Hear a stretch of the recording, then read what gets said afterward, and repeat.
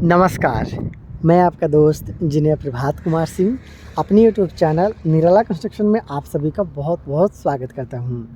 दोस्तों, डेली की भांति आज एक और वीडियो लेकर मैं आप लोग के लिए हाजिर हो गया हूं और आज की इस वीडियो में मैं आप लोग को एक बन रहे घर का फ्रेम स्ट्रक्चर के बारे में बताना चाहता हूं। उसके साथ साथ आप देख रहे हो कि यहाँ पे एक तल्ला का जो फ्रेम स्ट्रक्चर का काम है वो कंप्लीट हो चुका है, छत का ढलाई तक।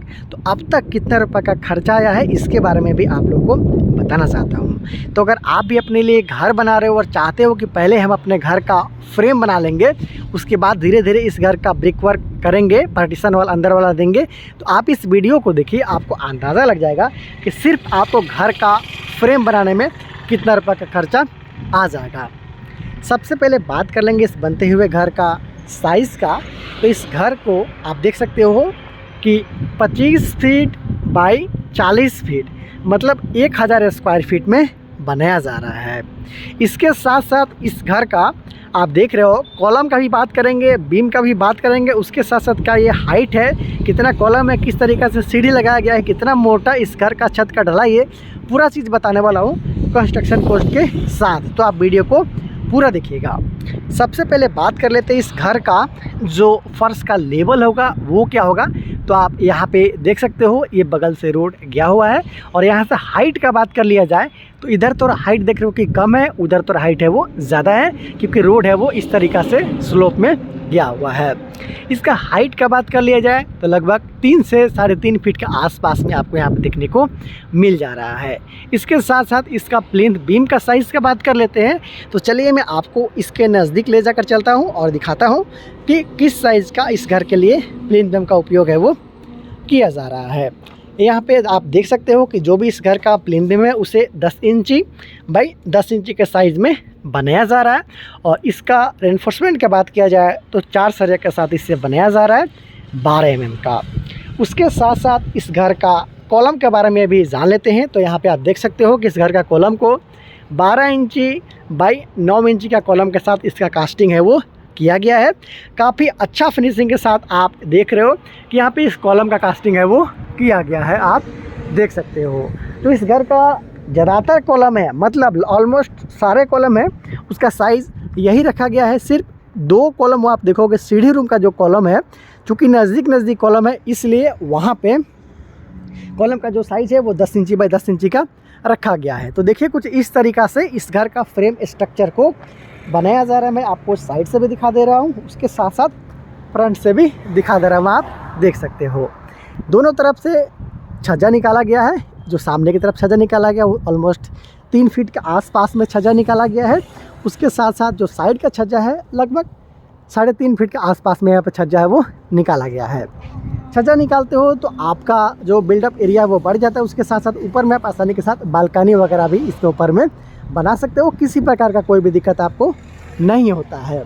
उसके साथ साथ बात कर ली जाए कि कितना मोटा छत का ढलाई आपको करवाना चाहिए और कितना मोटा यहाँ पे किया गया है। तो आप यहाँ क्लियरली देख सकते हो कि लगभग 4.5 इंची के आसपास में इस घर का जो छत का मोटाई है वो रखा गया है। मैं आपको नज़दीक करके दिखा दे रहा हूँ।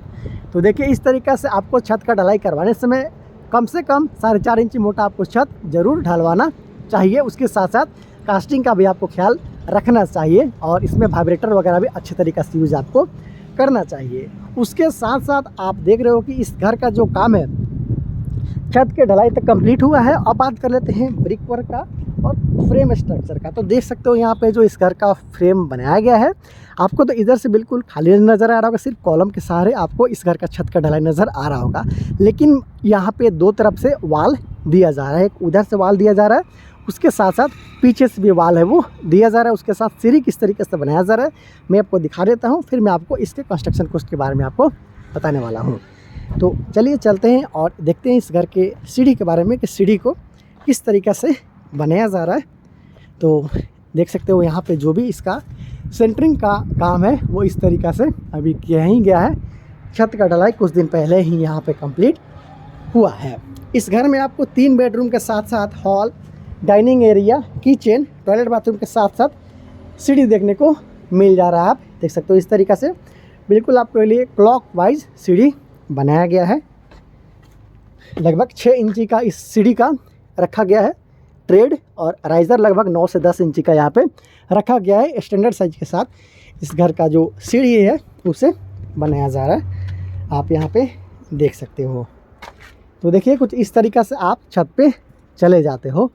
और बात किया जाए कॉलम का रेनफोर्समेंट का, तो देख सकते हो 6 सरिया के साथ यहाँ पे कॉलम का इस्तेमाल है वो किया जा रहा है। आप उधर भी देख सकते हो या फिर उधर भी साइज़ वगैरह आप देख सकते हो। 6 सरिया के साथ कॉलम का इस्तेमाल किया जा रहा है। लेकिन जो सीढ़ी में लगा हुआ 10 इंची बाई 10 इंची का कॉलम है उसका आप देख सकते हो कि यहाँ पे 4 सरिया का इस्तेमाल किया जा रहा है 12 mm का। तो इस तरीक़ा से इस घर का जो काम है वो किया जा रहा है, आप लोगों ने देख लिया है। दोस्तों तो आपने देखा कि किस तरीक़ा से इस घर को बनाया जा रहा है और 2 तरफ से इसका दीवार किया गया है, उधर से उसके साथ साथ पीछे साइड से दीवार का काम है वो किया गया है।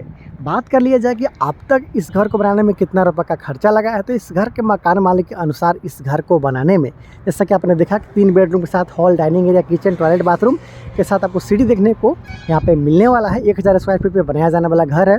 9 इंच पे 12 इंची का ज़्यादातर कॉलम का इस्तेमाल किया गया है। 6 सरिया लगाया गया है। 10 इंच पे 10 इंची का यहाँ पे प्लेन बीम का उपयोग किया जा रहा है।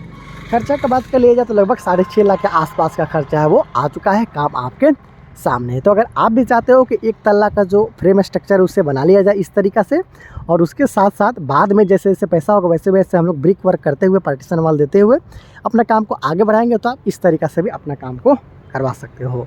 मेरे वीडियो अच्छा लगता है तो प्लीज़ वीडियो को लाइक करने के साथ साथ चैनल को सब्सक्राइब ज़रूर कर लीजिएगा। बहुत ही जल्द मिलते हैं अगले वीडियो में, तब तक के लिए इंजीनियर प्रभात और पूरी निराला कंस्ट्रक्शन टीम को दीजिएगा इजाज़त। नमस्कार। जैसे जैसे घर कंप्लीट होगा वैसे वैसे आप लोग को अपडेट में देता रहूँगा कंस्ट्रक्शन कॉस्ट के साथ में। बहुत ही जल्द मिलते हैं अगले वीडियो में। Thank you so much.